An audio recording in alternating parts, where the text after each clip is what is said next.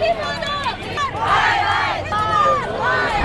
पे जो अभद्र टिप्पणी की है उसमें उन्होंने अपनी माँ को भी गाली दी है। वो करती नहीं, ये फर्जी माँ की। आजकल की जनरेशन जो यंग जनरेशन है वो भी इस में समर्थक है कि जो उन्होंने बयान दिया वो गलत है। मैं बिहार की बहनों से भी आग्रह करती हूँ कि हम पूरे देश में उनके सम्मान के लिए लड़ रहे हैं, तो वो खुद क्यों नहीं बाहर निकल। अगर वहाँ कोई लड़का या कोई आदमी महिलाओं के साथ बदतमीजी करता है, आप किस मुंह से उससे कहोगे?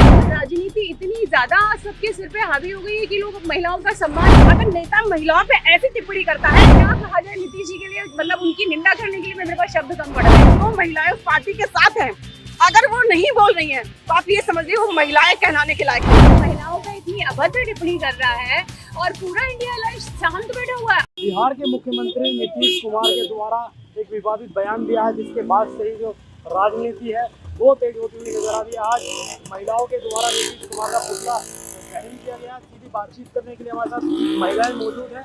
बातचीत करेंगे किस तरह का आक्रोश महिलाओं के अंदर देखा जा रहा है, तो बातचीत करेंगे और जानेंगे। मैम, आपके द्वारा एक पुतला दहन किया गया।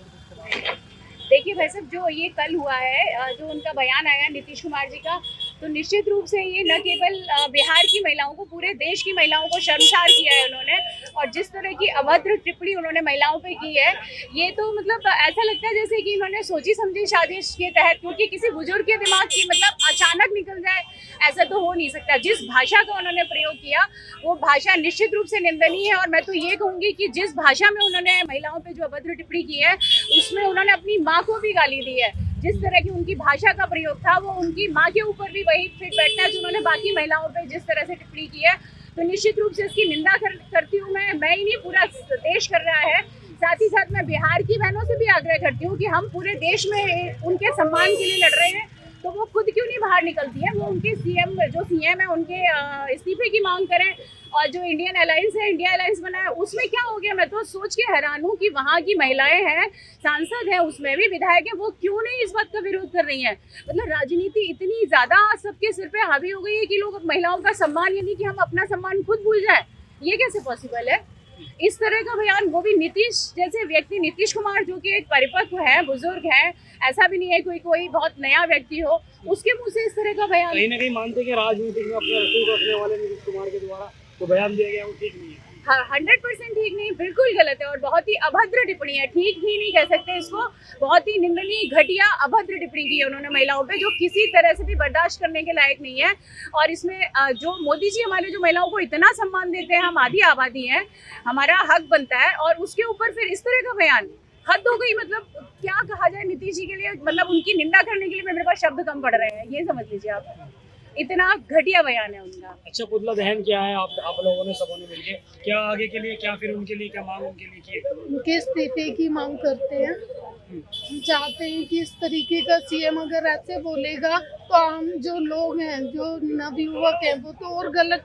अभी हाल ही में एक लड़का उल्टा सीधा बोल के निकला है, तो ये तो आम जनता के लिए भी हो जाएगा कि वो खुल के कुछ भी बोलेंगे महिलाओं को, ये सही नहीं है। हम इस्तीफे की मांग करते हैं। कहीं ना कहीं मानते हैं उनके बयान के बाद जो महिलाओं का सम्मान है उसमें कहीं ना बिल्कुल बिल्कुल, उन्होंने जो वहाँ पे जिस जगह बोला है वो एक मंदिर है, मंदिर में उन्हें ऐसी बात नहीं बोलनी चाहिए थी, उन्होंने बहुत ही गलत बोला। और आजकल की जनरेशन, जो मेरी भी बेटी, वो भी इस चीज़ के लिए विरोध कर रही है। कल आकर उसने मुझे भी अपना सारा प्लान सुनाया कि मम्मी देखो इन्होंने ऐसा ऐसा करके बोला है और ये गलत बयान है, आप लोग इसके लिए वो करो, खड़े हो।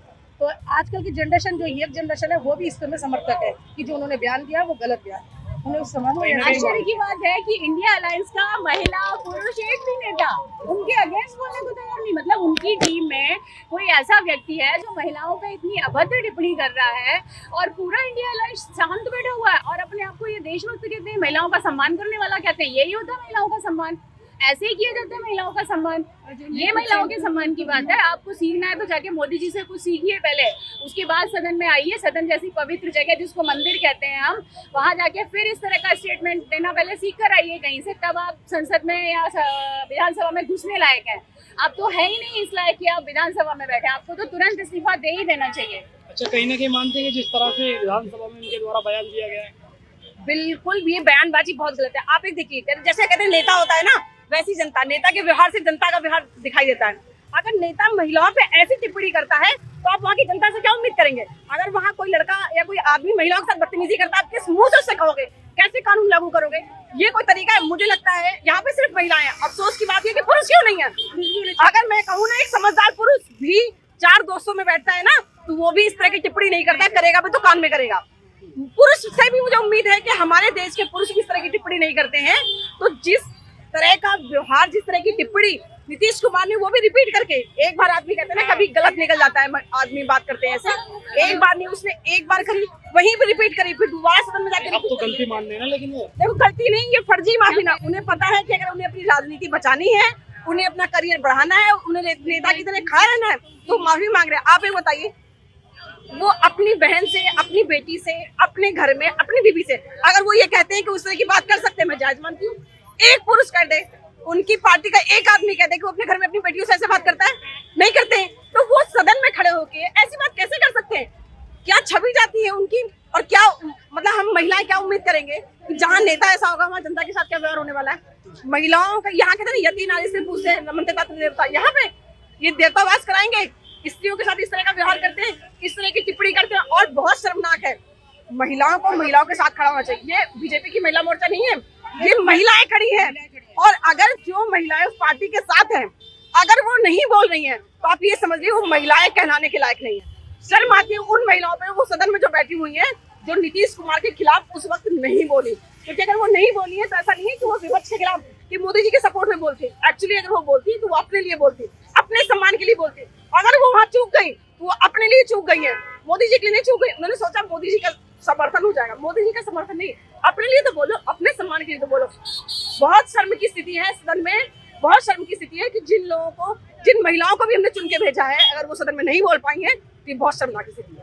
अच्छा, गलती उन्होंने मानी, उनके द्वारा गलती मानी गई, किस तरह से देखते हैं जो गलती उन्होंने मानी है, या जो बयान उन्होंने दिया था, क्या लगता है आपको कि बयान क्यों दिया उन्होंने? आपको लगता है कि वो उन्होंने अपनी गलती मानी? मुझे तो लगता है कि वो राजनीतिक बयान था, और फिर क्या फायदा? अगर आज मुझे कोई यहाँ पे गालियां देता है और उसके बाद आके माफी मांग लेता है, तो क्या मैं उसको माफ कर पाऊंगी? आप अपने में से सोचिए, अगर आपको कोई गालियां देके चला जाए और फिर बाद में माफी मांगे, आपके साथ अवैध व्यवहार करे, माफी मांग ले, तो ये कैसे संभव है?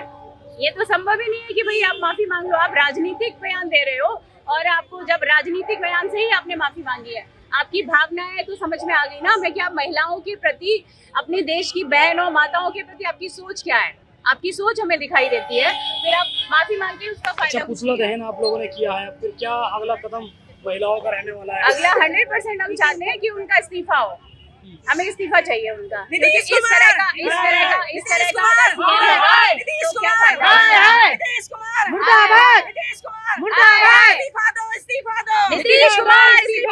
साफ तौर पर आप देख सकते हैं महिला मोर्चा की लोग, महिलाएं हैं जो यहाँ पर राज्यपाल के घंटाघर पर पहुंचे, और ये मांग साफ तौर पर उठा रहे हैं कि जल्द से जल्द नीतीश कुमार है जो बिहार के मुख्यमंत्री है, उनको अपने पद से इस्तीफा दे देना चाहिए। जो महिलाओं को लेकर उन्होंने टिप्पणी की, उसका आक्रोश आज देखने के लिए मिला। यहाँ गाजियाबाद के घंटाघर पर जो नीतीश कुमार है उनका पुतला दहन किया गया। सोनू खान, जनहित टाइम्स, गाजियाबाद।